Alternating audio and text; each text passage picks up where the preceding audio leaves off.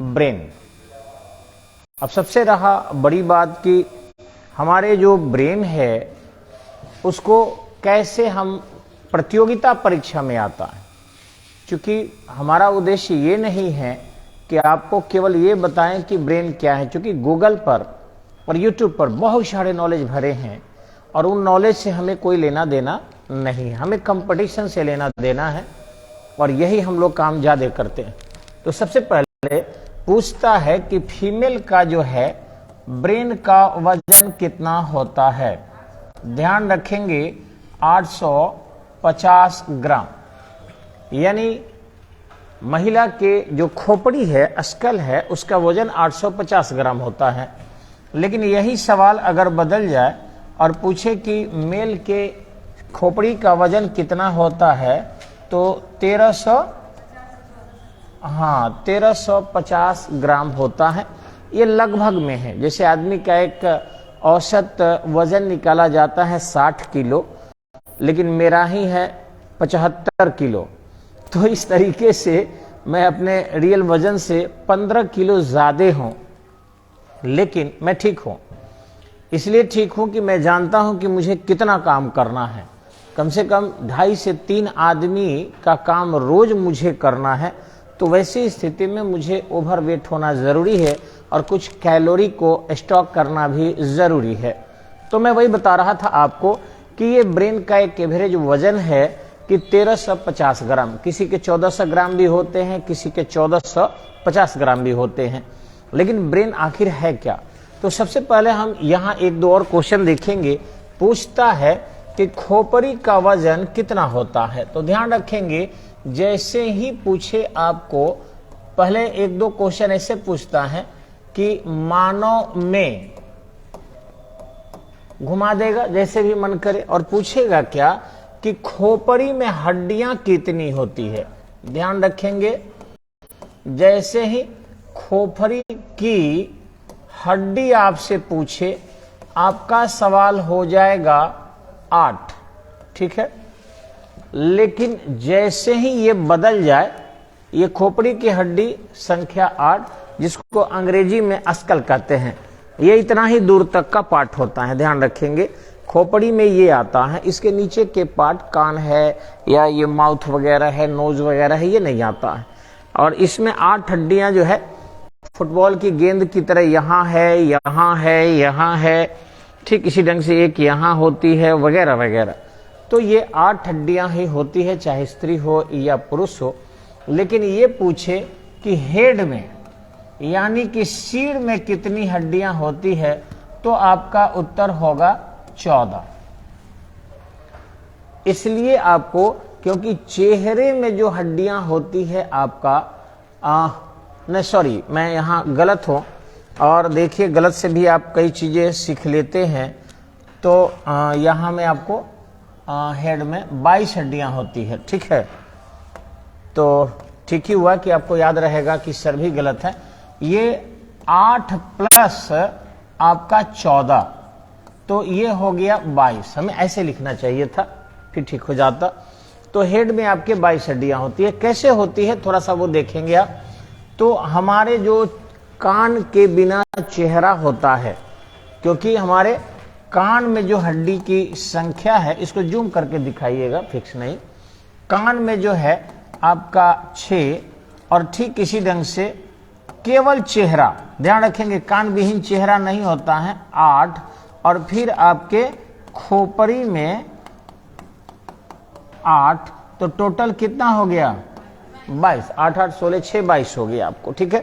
तो ये सिर में है, यहां से अगर हम काट देते हैं अपने गर्दन को, इसके पास ये गर्दन नहीं आएगा। और यदि गर्दन सहित कर दें हम, क्योंकि गर्दन में हमारे हड्डियों की संख्या 7 होती है, तो गर्दन सहित अगर हड्डी कर दें तो आप इसको आसानी से जोड़ सकते हैं और ये हो जाएगा 29। यानी किसी व्यक्ति को अगर यहां से काट दिया जाए तो निश्चित रूप से हड्डियों की संख्या यहां से काटने पर हो जाएगी आपको 29। अगर किसी व्यक्ति को हम यहां से काट देते हैं तो ये हो जाएगी 22, और यदि यहां से काट दिया जाता है तो इनकी हड्डियां हो जाएगी 8। यानी इस बीच में यहां से यहां तक जो हड्डी है आपका ये 14 है, यहां से यहां तक जो हड्डी है इनकी संख्या 7 है। तो इस ढंग से टोटल आपके इस धड़ के ऊपरी भाग में 29 बोन होते हैं। तो ये तो खैर सिंपल चीजें हैं, लेकिन कंपटीशन में आता है और हमको कंपटीशन से ज्यादा इधर उधर कहीं नहीं जाना है। नॉलेज की दुनिया भरमार है और उतने ज्यादा नॉलेज लेकर हमको कहीं मेडिकल एरिया में नहीं जाना। हालांकि उसको भी मैंने पढ़ाया है और एम्स मेडिकल तक हमारे कई लड़के निकाले हैं, ऐसा नहीं कि नहीं निकाले हैं। हम लोगों को अगर अभिभावक बेहतरीन मजदूरी दें तो निश्चित रूप से एम्स मेडिकल कोई बहुत बड़ी चीज नहीं है। हम लोग निकलवाते हैं, निकलवाए हैं, दिल्ली में रहते हुए भी, यहाँ रहते हुए भी। तो इस तरीके से, लेकिन यहाँ छपरा में जो है लोग सोचता है कि क्वालिटी बेस्ड चाहिए, सर्विस बेस्ड चाहिए, लेकिन मजदूरी एकदम न दे या फिर पैरवी तैरवी लगाकर या रिक्वेस्ट करके बहाना करके से रह जाए। तो हम लोग भी अपने बस इस पेट के लिए काम करते हैं, अच्छी सर्विस देने के प्रयास करते हैं, लेकिन डिवोटी सर्विस नहीं दे पाते हैं जितना देना चाहिए था। लेकिन नॉलेज है। मैं बता रहा था, यहाँ आएंगे हम। अगर इस पार्ट को हम लेते हैं, पूरे मस्तिष्क के इस पार्ट को, इसके ऊपरी भाग को, तो इसको हम 3 भागों में बांटते हैं। एक आपका पार्ट ये आगे वाला हो जाता है और दूसरा पार्ट ये पीछे वाला हो जाता है।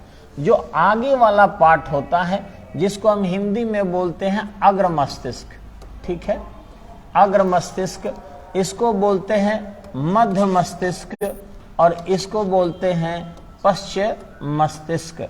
यानी ये वाला पार्ट जो है आपका सेरिब्रम हो जाता है सबसे आगे वाला, और ये मध्य वाला जो है ये मेडुला हो जाता है, और जो पीछे का ये पार्ट है आपका ये सेरिबेलम हो जाता है। देखिए यहाँ पर लिखा हुआ है ऑलरेडी सेरिबेलम, और इस ढंग से ये आपका प्रीफ्रंटल कॉर्टेक्स लिखा है इस वाले पार्ट को, यहां तक को।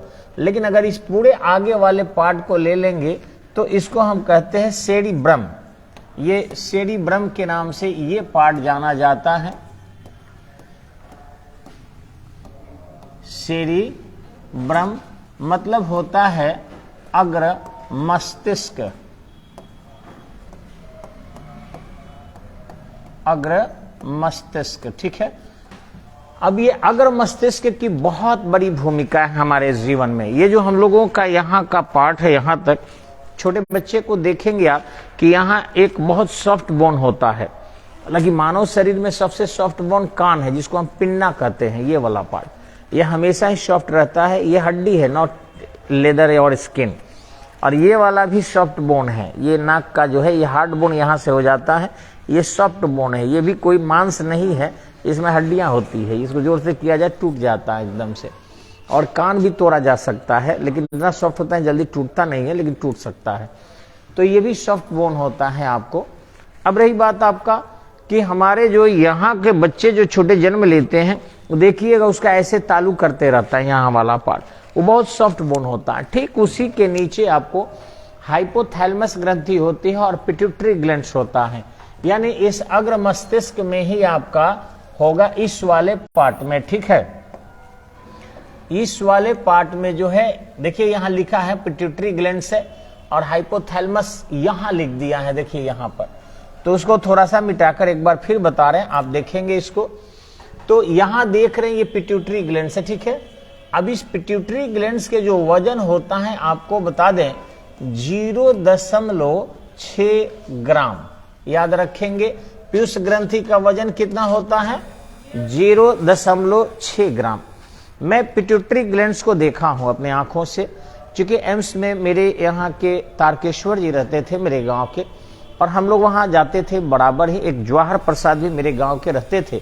तो मैं रेगुलर तरीके से आपका होता है ये, तो जो मैंने आंखों से, उसके पास फिर एक ऐसे होता है और फिर ऐसे होते हैं। तो उसके 4 पार्ट होते हैं आपके पीयूष ग्रंथि के, जो आपके ऐसे एंटीना की तरह निकला होता है एकदम से। अब रही बात, यहां तो ऐसे ही गोल बना दिया गया है, पता नहीं क्यों, लेकिन इस तरीके से निकला होता है। और आदमी जो मर गया है उसको भी ऐसे अगर बोलते हैं ना तो एंटीना जैसा निकलता है।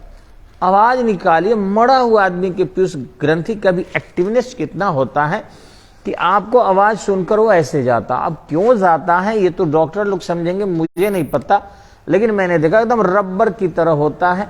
पानी में उसको डाल के ऐसे कीजिएगा फिर सोज हो जाता है, जैसे रबर को माथा में जो हम लोग नहीं लगाते हैं, आप उसको थोड़ा सा ऐसे कर छोड़ दीजिए फिर सीधा होने की कोशिश करता है। तो इसमें जो है आपको इलास्टिसिटी के गुण जैसे थोड़ा सा गुण दिखाई पड़ता है, यानी विकृत कर दीजिए और फिर मूल रूप में आने की कोशिश करता है। तो ये यही होता है आपका, ठीक है। अब रही बात कि यही मेन निर्णय लेता है आपको, सबसे ज्यादा आपके डिसीजन लेने का काम यही वाला पार्ट करता है, यानी पीयूष ग्रंथि करता है। सबसे ज्यादा मानव शरीर में हार्मोन भी स्रावित करने का काम पीयूष ग्रंथि ही करता है, जिस कारण उसको मास्टर ग्लैंड्स कहते हैं। क्या कहते हैं? चाहे वो टेस्टोस्टेरोन का स्रावन हो, जिसको सेक्स हार्मोन कहते हैं, प्रोजेस्टेरोन का स्रावन हो, वो भी महिलाओं के लिए सेक्स हार्मोन कहा जाता है, या फिर नवजात शिशु बच्चा जो जन्म लेता है प्रसव पीड़ा के दौरान ऑक्सीटॉक्सिन हो, वो भी आपके पीयूष ग्रंथि जारी करता है। रिलैक्सिन हो, वो भी आपके पीयूष ग्रंथि जारी करता है। तो पीयूष ग्रंथि के हमारे जीवन में, या कहिए कि हमारे बॉडी का लगभग 92% वर्क पीयूष ग्रंथि ही करता है। हर चीज ये ध्यान रखिएगा, सारी संवेदनाएं भी, सारे जो है हार्मोन्स भी वो स्रावित करता है। लेकिन ध्यान रखेंगे ये जब हार्मोन स्रावित करता है तो हार्मोन स्रावित करने वाले 3 प्रकार के ग्लैंड्स होते हैं, endocrine glands, exocrine glands and mix glands. Only human body में मिक्स ग्लैंड्स एक ही होता है, जिसको हम कहते हैं पैंक्रियाज। और सबसे बड़ा ग्रंथि के रूप में अगर देखा जाए हार्मोनल ग्लैंड्स के रूप में, तो हमारा होता है पैंक्रियाज ही। थोराइड ग्लैंड जो होता है आपका, वो अगर मिक्स ग्लैंड छोड़ दिया जाए, एक्सोक्राइन के रूप में देखा जाए, तो सबसे ज्यादा ये होता है बड़ा। और ग्रंथि अगर पूछे तो आपका लीवर होता है। पूछता है मानव शरीर की सबसे बड़ा अंग क्या है, तो त्वचा। अंग पूछे तो त्वचा, हड्डी पूछे तो फीमर, और ग्रंथि पूछे तो लीवर, हार्मोनल ग्लैंड्स पूछे तो आपका उत्तर हो जाता है, लेकिन मिक्स हार्मोनल ग्लैंड्स पैंक्रियाज। और यही अगर पूछे कि एक्सोक्राइन हार्मोनल ग्लैंड्स, तो ये हो जाएगा आपका थोराइड ग्लैंड्स। और यही पूछे कि मैक्सिमम टाइप्स ऑफ हार्मोन स्रावित करने वाला ग्लैंड्स, तो पिट्यूटरी ग्लैंड्स होगा, जिसको मास्टर ग्रंथि कहते हैं। और इसको हम इंडोक्राइन ग्लैंड्स भी कहते हैं, क्यों अंतःस्रावी, क्योंकि अपने स्राव को ये रक्त में डाल देता है और रक्त ले जाकर उसे उक्त कार्य को करता है। हमारे शरीर में एड्रिनल ग्लैंड्स भी जो है बहुत ज्यादा अहम भूमिका निभाता है, लेकिन यूं कहा जाए आजकल ज्यादा हार्म पहुंचा रहा है। हम लोग मोबाइल देखते देखते कभी घबरा जाते हैं, यानी कि sad and pleasure both condition सेकंडों में होता है। आप रील बढ़ाते जाओ, देखोगे भाई आनंदित चीज भी दिख रहा है और एक एक्सीडेंटल भी दिख रहा है, तो आपको सैड एंड प्लेजर में आपका एड्रिनल जो है डिस्टर्ब हो जाता है और एड्रिनल के स्रावन बहुत ज्यादा करने लगता है, जिस कारण उच्च रक्तचाप की स्थिति लगातार बनते रहती है। तो वही बता रहे हैं आपको कि ये है आपका पिट्यूटरी ग्लैंड, जिसको कहते हैं मास्टर ग्रंथि, और सबसे ज्यादा हार्मोन को स्रावित करता है। अब इसकी भूमिका क्या है, ध्यान रखेंगे। ये जो है हमारे शरीर के ताप को नियंत्रित करता है। और कैसे नियंत्रित करेगा, तो जैसे ही इसके पास सूचना पहुंचती है कि कोई रोगाणु हमारे शरीर में प्रवेश कर गया है, जैसे ही रोगाणु प्रवेश कर जाए, चाहे वो बैक्टीरियल हो, वायरल हो, हेलमिंथस हो, प्रोटोजोअल हो, या फिर फंगस हो, डिफरेंट टाइप्स ऑफ डिजीज जो हमारे शरीर में हम लोग कमा के लेते हैं। तो टाइप्स ऑफ डिजीज, एक होता है आपका हेरिडेटरी, जो खानदानी मिल जाता है हम लोग को, माता पिता उपहार में दे देते हैं, तो उसको ले लेते हैं हम लोग, जैसे कलर ब्लाइंडनेस हुआ आपको, या फिर आपका ये होता है हिमोफीलिया हो जाता है। ये सारे रोग जो है हमारे माता पिता गिफ्ट में देते हैं कि बेटा जा रहा है तो ये लेकर जा, चाहे बेटी जा रही है लेके जा, तो उसको कहते हैं आपको हेरिडेटरी।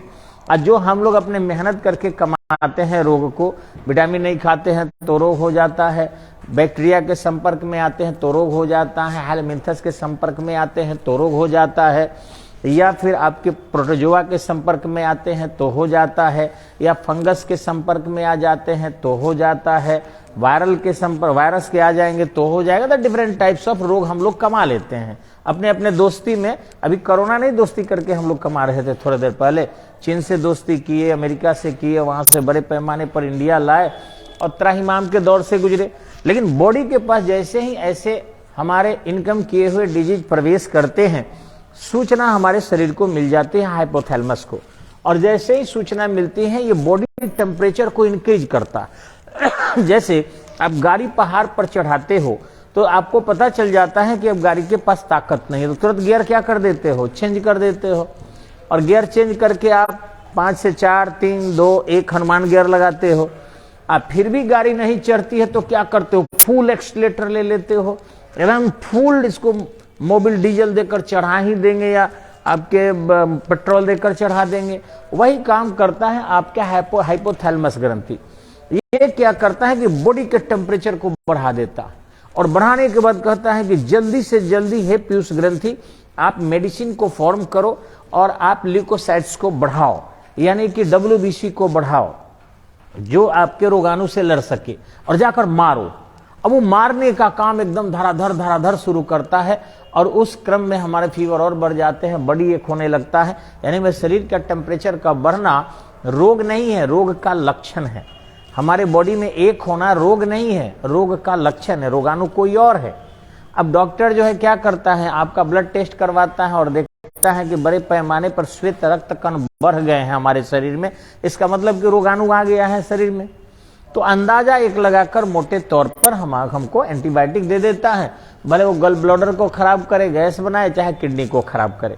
बड़े पैमाने पर आज तो दवाखाना वाले भी क्या करते हैं, दवा आपको दे देते हैं, उनको मुनाफे से मतलब इंटरनल पार्ट आपका कितना खराब हो रहा है इससे उनको कोई लेना देना नहीं है। लेकिन एक्चुअल है कि एक बहुत अच्छे फिजिशियन कभी भी ऐसे दवा नहीं देगा, वो जब भी देगा तो आपका ब्लड कल्चर करवाएगा। कल्चर से पता चलता है कि किस प्रकार का रोगाणु हो और किस एंटीबायोटिक से वो मर रहा है, तब जाके आपको मेडिसिन लिखने का काम वो करता है, जिसका साइड इफेक्ट कम होते हैं। बहुत सॉफ्ट मेडिसिन लिखता है जिससे वो मर जाए। मेरे घर में चूहा निकला हो और मिसाइल दाग दीजिए, चूहा तो मर जाएगा बेचारा, घर वो तो गिर जाएगा। तो जब चूहा निकला है तो एक डंडा से काफी है, झाड़ू के बेंट से मारा जा सकता है, पिछले भाग से वो मर जाएगा बेचारा। तो छोटा सा रोग हो और बहुत ज्यादा हाई मेडिसिन पावर ले ले, जैसे जरा लोग कर रहा है आजकल। गाँव गए लोग कहते हैं बाप रे छपरा के डॉक्टर से दिखाए नहीं रोग ठीक हुआ, जरा हुआ तो 2 टैबलेट गलत धुई से ठीक हो गए, किडनी लीवर ले गए लोग बुझाई तब तो ये होता है आपका हाइपोथैलेमस। देखिए ये ठीक पीयूष ग्रंथि के कहाँ है, बगल में आप देख सकते हैं, सॉरी यहाँ है, यही होगा। और ये है आपका पीयूष ग्रंथि, थोड़ा बड़ा आकार बनाया गया है जानकर कि इसको समझ सके आप। जब 0.6 ग्राम का होगा तो अंदाजा लगा सकते हैं ना कितना होगा। अब रही बात आपको ये मेडुला, तो यहां जो ये मेडुला का पार्ट होता है ये आपके मस्तिष्क से एकदम रीढ़ की हड्डी से जुड़ा होता है, चक्ति की तरफ, और इसी पर सिर आपका घूमता है ऐसे ऐसे। जैसे हम अभी घुमा रहे हैं सिर, तो गर्दनों थोड़ा बेंड हो जाता है, लेकिन अगर गर्दन को जबरदस्ती पकड़ के अगर घुमाया जब तनी तनी घूम रहा है, अब बाकी गर्दन भी हमारा रोटेट हो जाता है। ये वाला पार्ट भी हम जैसे घुमाए तो 7 जो हड्डियां हमारी ये भी घूम जाती है, ध्यान रखेंगे। लेकिन ये अंदर थोड़ा सा हल्का सा यहां से घूमता है उसी चक्ति पर। यहां पर एक छोटी सी गांठ होती है और वही गांठ आपको मेडुला कहलाता है। अब ध्यान रखेंगे कि मान लीजिए कि ये मेडुला का पार्ट आपको हो गया, ठीक है, ये मेडुला का पार्ट, सॉरी थोड़ा सा व्हाइट रहेगा तो यहां दिखेगा, ये मेडुला का पार्ट आपको हो गया। तो आपके 2 कान है, ठीक है, ये जो कान वाला पार्ट है, ये जो कान वाला पार्ट है, इसमें मिडिल में रहती है एक टिम्पैनी गुहा। हमारे ये जो 2 कान है, कान के 3 भाग होते हैं, external ear, middle ear and internal ear. सुनने का काम इंटरनल ईयर करता है, आपको पता होगा। एक्सटर्नल ईयर का कहा जाता है कि अवशिष्ट अंग है, लेकिन अगर ये नहीं रहता तो कोरोना में मास्क कहाँ लगाते। अब मेरे जैसे आरजेडी छाप लोग ललटेन कैसे टांगता अपने आंखों पर, सोचने की बात है। तो इसकी बहुत ज्यादा भूमिका है, ऐसा नहीं कि नहीं है। और दूसरी चीज है कि ये टेम्परेचर को बहुत ज्यादा बताता है। ये अगर बहुत ठंडा हो जाए, ध्यान रखिएगा, तो एहसास करा देता है कि टेम्परेचर गिर रहा है।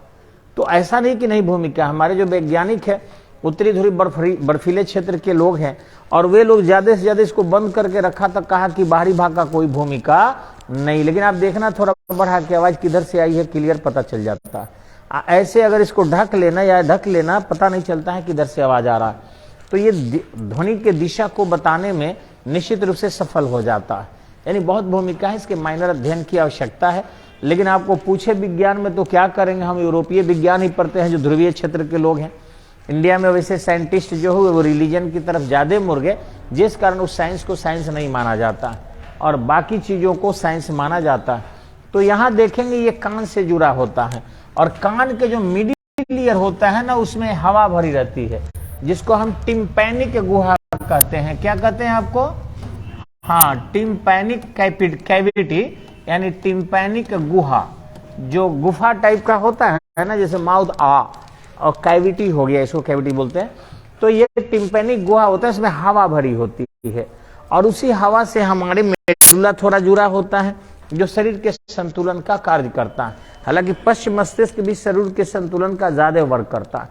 अगर हम लोग कहीं चलते हैं तो देखिएगा बैलेंस कर लेते हैं आराम से, हमको पता है कि कैसे हम, तो हमारा मस्तिष्क पूरे बॉडी को एकदम बैलेंस कर रहा है और ये मेडुला और पश्चिम मस्तिष्क के गिर नहीं पाते हैं। लेकिन वही जब हम मदिरा पी लेते हैं या फिर खाना निगलते समय या फिर जोड़ों की जमाई लेते, देखिएगा लोग करते हैं क्या, ओह ओह ओह और गिरे थे, ऐसा करता है ना एकदम से।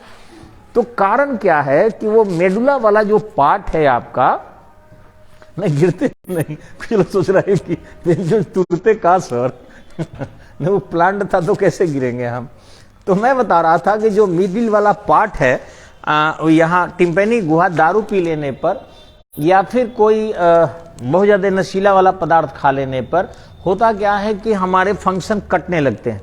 तो जो लोग कहते हैं कि दारू पीने के बाद जो वो सांप जैसे लोग चलते हैं सड़क के किनारे, वो नखरा करते हैं, ऐसा कुछ नहीं है, वो रियल चलते हैं।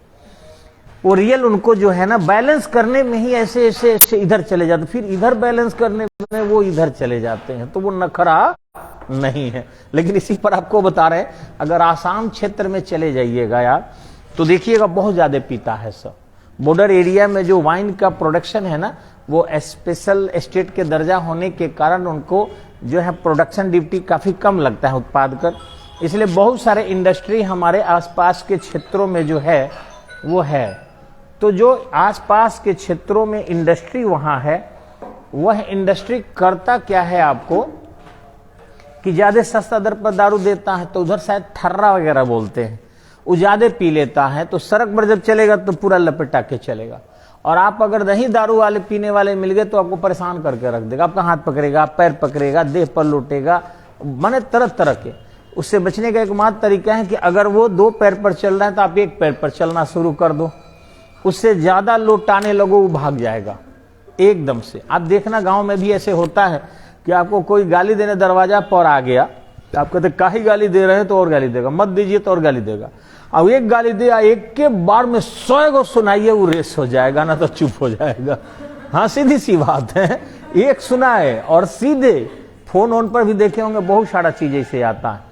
तो आप बस एक एक काम कीजिए, अगर एक गाली आया तो सोचिए मत कि वो प्रधानमंत्री गाली दे रहे हैं कि राष्ट्रपति आपको दे रहे हैं, स्वयं पुराइए कर तब दम लीजिएगा, एकदम सामने वाला या तो स्टॉप कर देगा या सुन लेगा, आपको टेंशन नहीं ना होगा कम से कम। अगर गाली दे दिया और आप सुन रहे हैं, भाई गाली क्यों दे रहे हैं, और दिए जा रहा है, वो एक दिया तलक एकदम माने 100 तक गिनती 99 सुना दीजिए एकदम से देखिए ठंडा हो जाएगा। तो मैं बता रहा था आपको कि यहां पर वही नियंत्रित करता है और ये पश्च भाग भी आपके, जिसको हम सेरिबेलम कहते हैं, ये भी नियंत्रित करने का काम करता है। तो इस तरीके से हमारे मस्तिष्क के 3 भाग होते हैं, अग्र मस्तिष्क, मध्य मस्तिष्क, पश्चिम मस्तिष्क, सेरिब्रम, मेडुला, सेरिबेलम। अग्र मस्तिष्क में पिट्यूटरी ग्लैंड्स होते हैं और हाइपोथैलेमस ग्रंथि होती है। मेडुला में एक गांठ की तरह होता है जो टिम्पैनिक गुहा से जुड़ा होता है। और पश्चिम मस्तिष्क, जिसको सेरिबेलम कहते हैं हम, यह हमारे आदतों का संचय करता है। अगर खैनी खाने की आदत है तो निश्चित रूप से हमको खैनी क्या चाहिए, समय पर चाहिए। बहुत लोग कहते हैं कि हमको अगर सुबह में खैनी नहीं मिला तो लेटिन नहीं जाएंगे, कुछ दिन अगर गर्म पानी वो पीते रहे तो अपने आदत को छोड़ सकते हैं, लेटिन कर सकते हैं। ऐसे मेरी आदत भी एक बुरी है चाय पीने की, अगर टाइम से चाय नहीं मिलता है तो हमको लगता है कुछ भुला गया है एकदम से और हमें चाहिए ही चाहिए। तो ये सभी आदत का संचय कौन करता है, जैसे आप लोगों का है। व्हाट्सएप कितना देर पर चेक कर लेना है, ये एकदम पड़ गया होगा। मैसेंजर कितना देर पर चेक कर लेना है, नहीं जी, टेलीग्राम वगैरह, ये सब एकदम आदत पड़ जाता है और वो करेंगे ही करेंगे, मानेंगे नहीं हम लोग, इतने ज्यादा हैबिचुअल हो चुके हैं हम लोग। तो वही चीज है, आदतों का संचय करता है। अगर अच्छी आदत आपके अंदर आ गई है, अच्छा करोगे, बैड हैबिट आ गई है, बुरा करोगे। तो इस तरीके से ये पश्चिम मस्तिष्क इस काम को ज्यादा करता है। थोड़ा सा मेडुला भी करता है, लेकिन ज्यादा से पश्चिम मस्तिष्क करता है। अब रही बात कि इस ब्रेन में जो ब्लड होते हैं, आपको वो मैं थोड़ा बता दूं कि पुरुष के शरीर में जो ब्लड होता है ये होते हैं आपको 400 ग्राम, और महिला के शरीर में जो ब्लड होता है वो होते हैं 250 ग्राम। महिला के शरीर में ब्लड कम होते हैं तो महिला को हानि होता होगा? जी नहीं, आपके ब्लड यहां ज्यादा होने से थोड़ी सी ताकत जरूर मिलती है आपको। आप अच्छा सा हेड वगैरह से गेंद उंद खेल सकते हैं, माने मजबूत आप रहते हैं, अलग बात है। लेकिन डिसीजन के लिए ज्यादा ब्लड का होना जरूरी नहीं है। सबसे अच्छा डिसीजन महिला लेती है, और आपको शायद पता होगा कि महिला पुरुष से 4% ज्यादा अच्छे तर्क को दे पाती है और अच्छे डिसीजन को दे पाती है।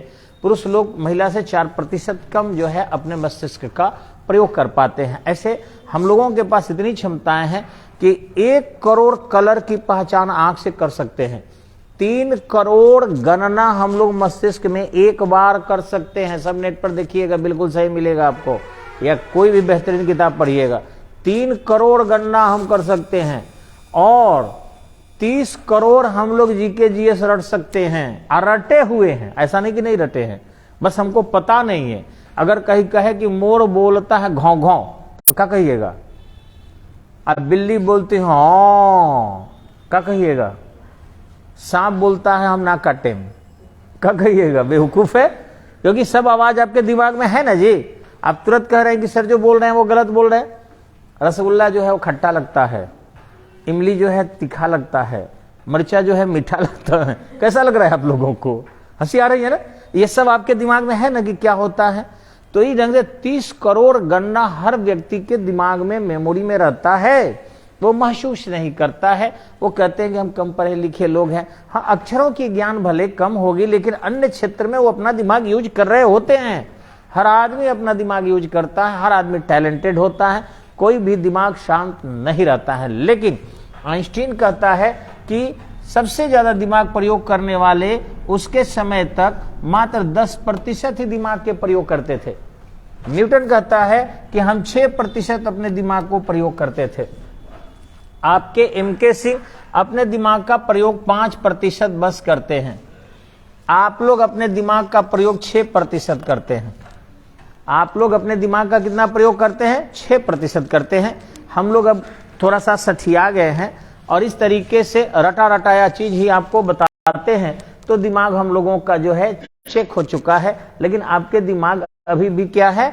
उग्र है। और किस तरीके से आपको कंप्रोमाइज करना है, सहना है, सीखना है, हर अलग अलग जगह से यह आपको पता है, और उस तरीके से आप हम लोगों से ज्यादा अपने दिमाग को यूज करते हैं। तो बाकी चीजें हम लोग एक एक करके सवाल भी करेंगे, पूछेंगे भी ऑफलाइन में। तब तक के लिए इतना ही। लेकिन एक फिर रिक्वेस्ट है आपसे, अगर हमारे फेसबुक पर कोई फ्रेंड देख रहे हैं कि प्लीज 27 तारीख को राजेंद्र स्टेडियम में एसपी फौजी एकेडमी का उद्घाटन है 7 बजे सुबह में। हम सब दोस्तों से, सभी अभिभावकों से आमंत्रित करते हैं, प्लीज वहां आइए, आप बच्चों को आशीर्वाद दीजिए, क्योंकि यह एक ऐसा फौजी एकेडमी है जहां महिलाओं की पूरी डिफेंस है और कोई किसी प्रकार का नुकसान नहीं। महिला प्रशिक्षक जो है प्रशिक्षण देगी। सेना के अधिकारी लोग प्रशिक्षण देना शुरू कर दिया। वहां एक उद्घाटन है। शक्ति सिंह जो एक अच्छा खासा सारण की पहचान बनाए हुए हैं खेल के क्षेत्र में, ऑलरेडी वहां उद्घाटन में रहेंगे, और साथ ही साथ हमारे बहुत सारे लोग वहां पर उपस्थित रहेंगे। आपके आशीर्वाद की आवश्यकता है। तनी मैं फास्ट बोलता हूं इसलिए कि आप जान ही रहे हैं, कक्षा है, पढ़ाना है बच्चों को, सारी जानकारी देना है। तो ऐसा नहीं कि स्लो बोलने मुझे नहीं आता है, लेकिन मुझे माफ कीजिएगा आप सब। और सरस्वती पूजा भी है बृहस्पतिवार को ना जी, तो वो भी होगा, थोड़ा दुखम सुखम, क्योंकि संसाधन तो कम है।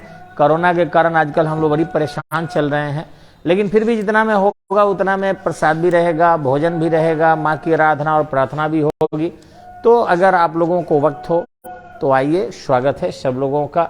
और एडमिशन पर भी हम लोग 70% छूट देंगे। तो निश्चित रूप से आप सबके सहयोग से संस्था बेहतरीन कर रही है, और आप लोग सहयोग अगर बनाए रखेंगे तो आगे भी अच्छा करेगी। धन्यवाद, नमस्कार।